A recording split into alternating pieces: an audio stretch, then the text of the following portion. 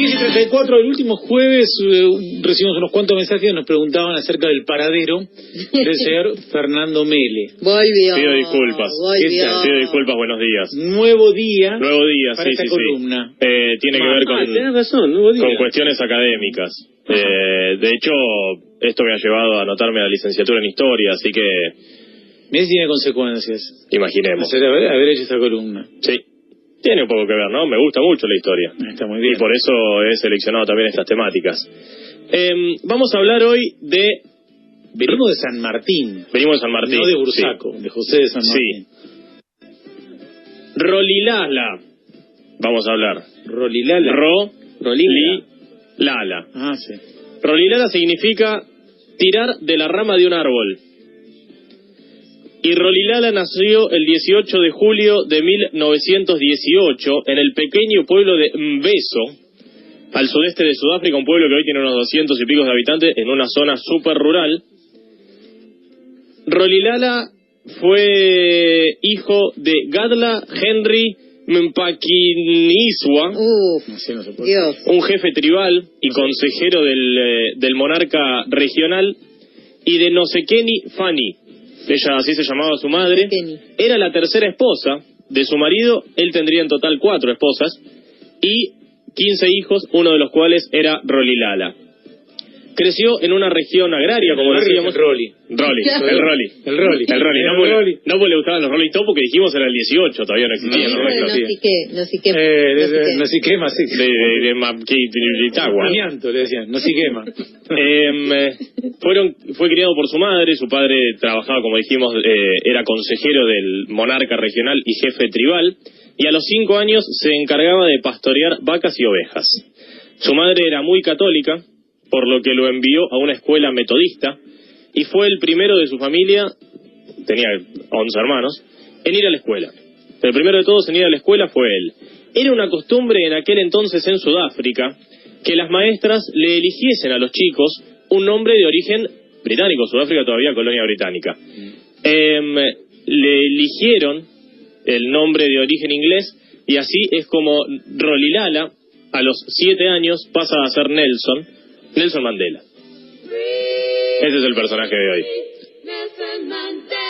Cuando tenía 9 años muere su padre, por lo que su madre lo deja con el señor para quien su padre trabajaba, que era Jonjintaba. Así se llama. Ahí sí, estamos en África. Los nombres eran todos así. Claro, Jonjintaba, muy tribales. Claro, Jonjintaba era como el monarca de esa región, para quien trabajaba su padre, y quien lo adopta como un hijo y le da tal educación tanto a él como a una de sus hermanas. Esto hizo que deje de ver a su madre por mucho tiempo. Continuó con sus estudios, apoyado por Jonjintaba, se hizo muy cristiano y empezó su interés por la historia de África. En 1939, cuando tenía 21 años, ingresó a la Universidad de Fort Hare para estudiar leyes. Esa era la única universidad en donde se permitía que ingresen los negros en aquel entonces. Y al año siguiente apoya una protesta estudiantil por segregación a los negros dentro de la universidad, y quedó ahí nomás de la expulsión. Su tutor, Jonjintaba, quiso casarlo con una chica de la que él no estaba enamorado. Eso se arreglaban, los matrimonios se han arreglado durante mucho tiempo. Se enteró de ello y se escapó. Se fue a vivir a Johannesburgo, consiguió trabajo como celador nocturno en una mina, pero fue despedido porque se enteraron que era un prófugo de su propio tutor y padre, digamos. Y empezó a tener contacto con el Congreso Nacional Africano, que era una organización que luchaba por la igualdad de razas en Sudáfrica. Posteriormente, un partido político, y ya vamos a hablar del Congreso Nacional Africano. Al año siguiente recibe la visita de Jonjintaba, de su tutor, lo perdona, disculpame que me fui, sí, está bien, te perdono, pero volví a la universidad. Vuelve a la universidad, se gradúa en Derecho y pasa a otra universidad para hacer sus estudios superiores en Derechos. En esta segunda universidad era el único estudiante negro.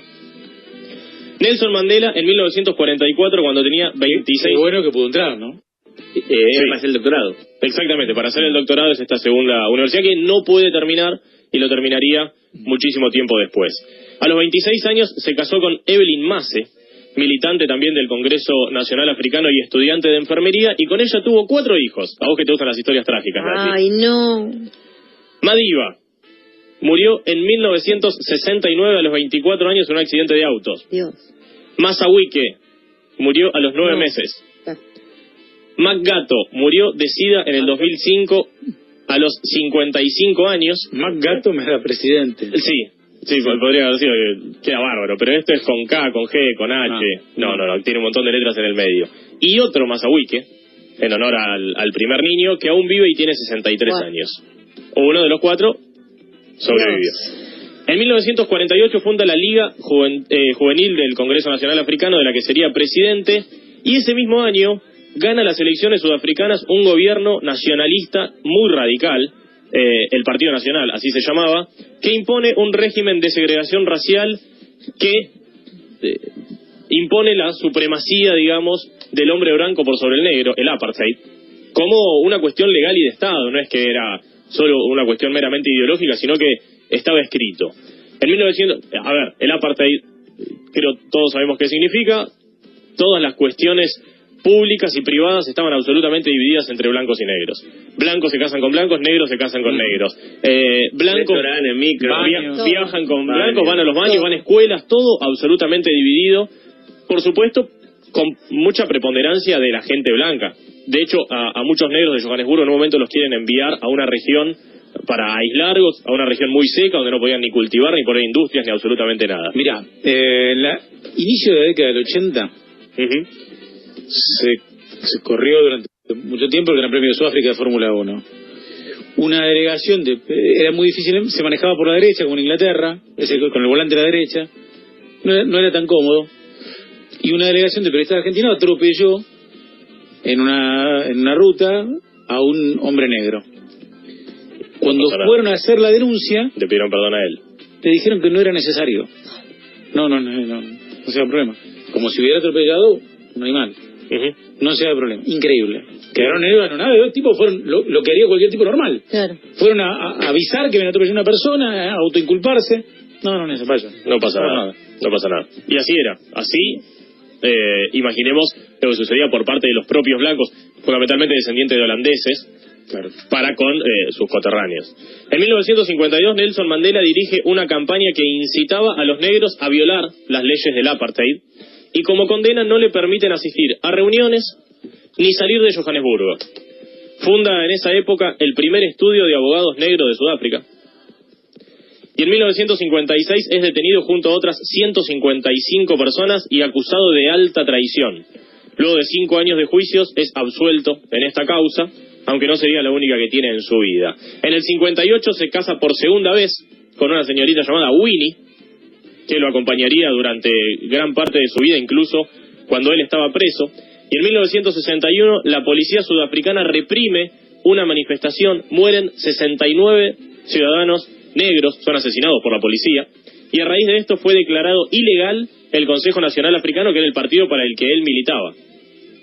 Para evitar ser arrestado, era uno de los máximos dirigentes de este partido. Mandela pasa a la clandestinidad, crea lo que se llama la Lanza de la Nación, que era el brazo armado del Congreso Nacional Africano, y se convierte en comandante y jefe de esta parte armada del partido, más allá de que él en algún momento había declarado que su protesta contra el apartheid siempre iba a ser pacífica. Sí, pero las biografías benevolentes de Mandela nunca cuentan que optó por las armas. Optó por las armas, sí, optó por las armas, más allá de él haber... Siempre empiezan cuando está acá, en cana. Claro. Y se come los 30 años. Pero no en la parte anterior, que efectivamente un hombre que optó por la opción armada. Como decíamos... ¿Ustedes me están diciendo que hay un relato de Mandela? Que no cuenta. ¿De este lado del mundo? Sí, ni lo dudes.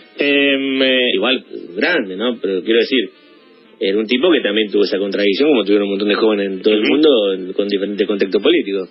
Exactamente.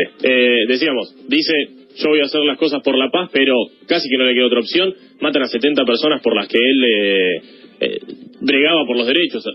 Toma la parte armada, pasa a la clandestinidad y empieza a recorrer el país en secreto durante ese lapso para organizar una huelga para intentar derrocar al gobierno, cosa que finalmente no logra. También se le prohíbe la salida del país, sin embargo se va a Etiopía y Argelia para recibir entrenamiento guerrillero, esto que decía Mariano, tomó las armas, Nelson Mandela, y posteriormente se va a Londres. ¿Cuándo vuelve? ¿A dónde fuiste? ¿Fuiste para acá? ¿Fuiste para acá? Vení para la cárcel un ratito con nosotros. Lo condenan a 5 años de prisión mientras se continúa haciendo el juicio. Y en esta época muchas colonias africanas empiezan a independizarse, empiezan a conseguir sus elecciones democráticas. Y él declara desde la cárcel: estoy dispuesto a morir para que mi país sea democrático. Una de las grandes frases que ha dicho Nelson Mandela, que el 12 de junio de 1964 es condenado a cadena perpetua por conspiración contra el gobierno. Es enviado a una isla, la isla Robben se llama, al noroeste de Ciudad del Cabo, donde había una cárcel de máxima seguridad, en una celda muy húmeda, y para dormir no tenía más que una alfombra hecha con hojas de palmera. Es lo único que le dejaron. Toma, tirate ahí arriba. La isla Robben no tiene nada que ver con el jugador. Con el jugador de fútbol, ¿no? Sí, no. Se escribe igual, pero sí. Isla de las Focas quiere decir. La isla de las Focas, exactamente. Podía recibir una carta y una visita cada 6 meses. Es decir, 2 cartas y 2 visitas al año. Durante su estadía en prisión fue obligado a realizar trabajos forzados en minas de cal que había en la isla, y no le daban gafas. Imaginemos el reflejo del sol en Sudáfrica en cal. Los ojos le terminaron absolutamente destrozados. De hecho, se lo ha visto muchas veces a Mandela con anteojos de sol para protegerse, porque le quedó la vista muy dañada de aquel entonces. 3 años después se les mejoran un poco las condiciones a los prisioneros negros. Se les mejoró la alimentación, les permitieron realizar algunas actividades lúdicas, algún tiempo de ocio, se les permitió usar pantalones largos y se les permitió usar zapatos. De hecho, cuando Mandela sale de la cárcel, no sabía atarse las zapatillas. Le daban unas sandalitas, por supuesto, para tener ahí adentro, y cuando sale no sabía cómo atarse zapatos. Durante su estadía en la cárcel murió su madre y uno de sus hijos, uno de los que ya mencionamos, pero no se le permitió salir a los funerales. En 1969, el Servicio Secreto de Sudáfrica planeó asesinar a Mandela adentro de la cárcel. ¿Cómo iban a hacer? Iban a simular un intento de fuga, lo iban a asesinar. Porque internacionalmente empezaba a crecer el reclamo para que lo liberen. Empezaba a tener un problema al gobierno africano. Empezaba el nombre de Mandela a tener repercusión, no solo nacional, sino internacional, y ahora veremos qué sucede también desde la Organización de las Naciones Unidas, que pide su liberación. Iban a simular un intento de fuga. Iban a matarlo a Mandela, iban a hacerlo pasar como que se quiso escapar y no nos quedó otra que dispararle. Sin embargo, el Servicio Secreto de Inteligencia británico se enteró de esta cuestión y lo impidió. En 1973, la ONU declara el apartheid como crimen contra la humanidad. Esto ayuda a que Mandela pueda recibir más visitas, empieza a tener contactos con otros líderes políticos, y 2 años después comienza una campaña internacional para su liberación, que es liderada por el mismo Consejo de Seguridad de la ONU. Sin embargo, por supuesto, no logran la liberación de Mandela, que continuaba preso en Sudáfrica. En el 85, el entonces presidente de Sudáfrica, que era Peter Willem Botha, le ofrece la libertad condicional, y Mandela le contesta: bueno, usted me libera, ¿y qué va a pasar con el apartheid? Nada, va a seguir todo igual. No, entonces no quiero. Yo, para salir a vivir la realidad que estaba viviendo, prefiero permanecer dentro de la cárcel, es lo que dice Mandela. Lo cambian a una cárcel con mejores condiciones junto a otros compañeros presos políticos. En 1988 contrae tuberculosis, causada por la humedad que había dentro de la celda, por lo que nuevamente lo trasladan a una celda en mejores condiciones, mucho también por lo que decía Mariano, por las protestas y por el nombre, la trascendencia que empieza a tener internacionalmente su nombre. Al menos le mejoran las condiciones en las que estaba preso, aunque no lo liberan. ¿Te acordás que toda la comunidad artística organizaba los recitales? Hay recitales. Eso llama mucho la atención. El 11 de febrero de 1990 finalmente es puesto en libertad por el presidente Frederick de Klerk, miembro del Partido Nacional. Este Partido Nacional, que era quien imponía el apartheid, que no permitía a los negros que voten. Pero había empezado a perder fuerza. Claro, había empezado a perder fuerza, y de Klerk no era un miembro tan radical de este partido, incluso desde que gana las elecciones. Mandela estuvo 27 años en la cárcel. Cuando sale es nombrado presidente del Congreso Nacional Africano, y hay una anécdota muy curiosa: que al ser liberado de la cárcel, en el apuro, en la algarabía de salir, se olvida los anteojos dentro de la cárcel. Pero no se da cuenta. Recién se da cuenta cuando va a pronunciar un discurso público ante las cámaras y no tenía los anteojos. Se da vuelta y le pide a su esposa, a Winnie, aquella que le toleró los 27 años de cárcel, digamos, que estuvo acompañándolo: ¿me prestás los anteojos que necesito leer el discurso que voy a decir? El 17 de junio de 1991 el Parlamento de Sudáfrica derogaba la ley del apartheid, de la segregación racial en la población, luego de muchas negociaciones entre Mandela y de Klerk, que habían comenzado ya cuando él estaba en la cárcel. En 1992 recibe, junto a de Klerk, el premio Príncipe de Asturias, y al año siguiente, en el 93 exactamente, recibe el premio Nobel de la Paz, compartido con de Klerk, el hombre que lo había liberado. Recibiría después... Y ya estaba negociando la participación de los negros en... Ya estaba negociando lo que sucedería el año siguiente. Recibiría después 250 premios, aproximadamente, incluyendo más de 50 doctorados honoris causa en distintas universidades del mundo. El 26 de abril de 1994 se celebran las primeras elecciones libres en Sudáfrica. Hasta aquel entonces votaban solo los blancos, votaban 3 millones de personas. En el 94 votan 20 millones de personas. Mandela arrasa con el 63% de los votos y el 10 de mayo de 1994 asume como el primer presidente negro en la historia de Sudáfrica. Eligió como presidente a su liberador, a Frederick de Klerk, y diagramó un plan de reconstrucción y desarrollo para las condiciones de vida de los negros, principalmente en cuanto a educación, vivienda, salud y empleo. En 1998 se casa por tercera vez con Graça, que era la viuda del presidente de Mozambique, digamos. Es decir, fue doblemente... Primera dama 2 veces. Primera dama 2 veces, exactamente. De 2 países. En marzo de 1999 le diagnostican un cáncer de próstata, por lo que acude al Parlamento y dice que no continuaría siendo el presidente del país, que terminaría su mandato, que terminaba ese año, pero que no iba a renovar. Y a partir de allí se dedicó a apoyar y orientar diversas causas humanitarias desde la Fundación Nelson Mandela. Era aficionado al boxeo, lo practicó desde muy chico. De hecho, cuando estaba en la cárcel todos los días se levantaba a la mañana y hacía algunos ejercicios de boxeo. Y dijo en cuanto al boxeo una cuestión muy interesante y que tiene mucho que ver con su ideología. El boxeo es igualitario, dijo.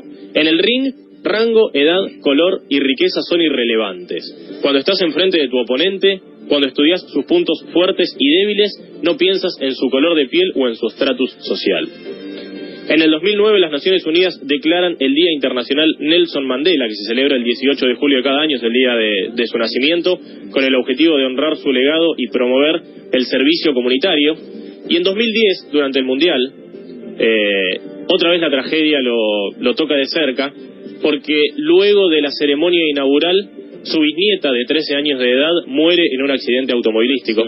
Eso fue público y fue recordado. Y luego de una prolongada infección respiratoria, finalmente muere el 5 de diciembre de 2013 a los 95 años de edad en su casa de Johannesburgo. La fortaleza, ¿no? Con todo lo que pasó, con 30 años de cárcel en condiciones infrahumanas. 27 años, y además 27 años de cárcel. Haber nacido en un ámbito de pobreza, 27 años de cárcel en las peores condiciones, salir y ser presidente de la nación. Hay que tener una fortaleza mental descomunal. Y física. Una salud de hierro. Una salud, ni hablar. Pero hay que tener ganas de ser presidente después de estar 27 años en cana, ¿no? Sí. Bueno, pero lo potenció. Sí, sin duda. Es una gran figura para el mundo el hecho de tener Mandela presidente y de Klerk vicepresidente. Es un gran ejemplo que se sigue poco. Antes de morir, Mandela dijo: la muerte es algo inevitable. Cuando un hombre ha hecho lo que él considera como su deber para con su pueblo y con su país, puede descansar en paz. Creo que he hecho ese esfuerzo y que por lo tanto dormiré toda la eternidad.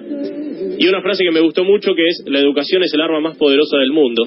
Es una cuestión que él potenció muchísimo y que se debería potenciar un poquito más. Hay una escena en Invictus, que es la película que relata la saga del Mundial de rugby. Ahí nos recomienda Invictus justamente por eso. Que el capitán de los Springboks, en realidad todo el equipo de los Springboks va a la isla, porque en realidad a Mandela lo cita el capitán, que ahora se me fue el nombre. Matt Damon. No, ese Matt Damon es el actor. Lo cita el capitán y le dice que necesita que Sudáfrica salga campeón para unir a la nación a traer el rugby. Entonces el tipo se va a la pata. ¿Te imaginas cuando estaban los All Blacks de otro lado? Y los invitan a la isla para que sientan lo que sintió Mandela cuando estuvo detenido. Hay una escena que el flaco estira los brazos así y toca las paredes de las dos paredes de la celda. O sea, el ancho de los brazos en cruz del jugador de rugby, ¿no? Y ahí el tipo, ¿viste? Dice: a la mierda. Sí, el Mundial tuvo... ¿No es François Pienaar? François Pienaar.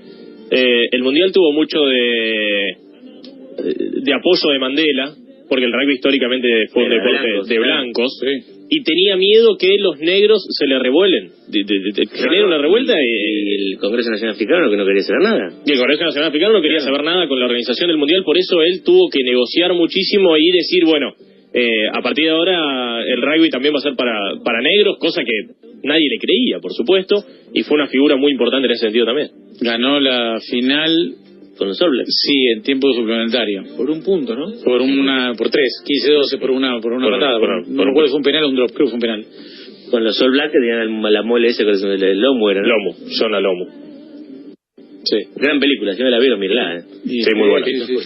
Sudáfrica. Sí, como profe tenía que ganar. Como profe de inglés he pasado invictus a los chicos que conozco para que conozcan esta personalidad y su impronta, no dicen el 698. 6557 dice, con el intento de asesinato en la cárcel, ¿tendrá que ver con el famoso efecto Mandela por el que muchos creen erróneamente que él murió en la cárcel?